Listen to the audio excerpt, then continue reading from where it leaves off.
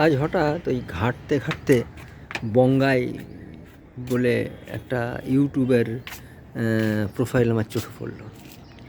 তার কন্টেন্ট আমি দেখছিলাম, তো আমি দেখলাম যে অন্যান্য ইউটিউবার বা অন্যান্য যারা ব্লগ মেকার বা অন্যান্য যারা কন্টেন্ট তৈরি করে তাদেরকে ছোট করে নানা রকম কথা বলছে।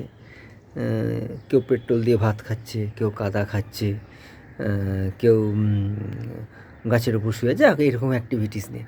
আচ্ছা, এইরকম অ্যাক্টিভিটিস নিয়ে যদি কেউ ভিডিও করে আর সে যদি কন্টেন্টের কেউ যদি তার ফলোয়ার বাড়ে বা ভিউয়ার্স বাড়ে, তো হোক না, করুক, অসুবিধা কিছু নেই।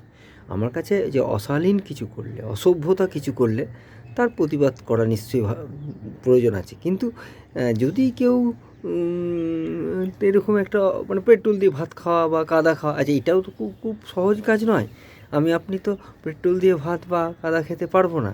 হঠাৎ সেটা নিয়ে একটা কন্টেন্ট।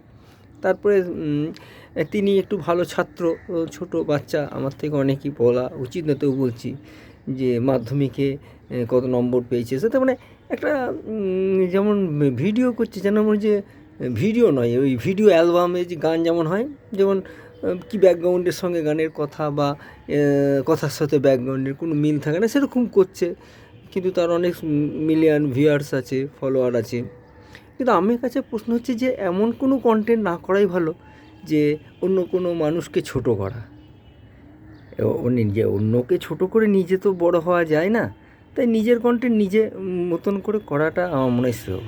আমি তাকে জ্ঞান দিচ্ছি না, শুধু বলতে চাইছি যে মানুষকে ছোট করবেন না। মানুষকে বড় করতে না পারুন, ছোট করা ঠিক নয়।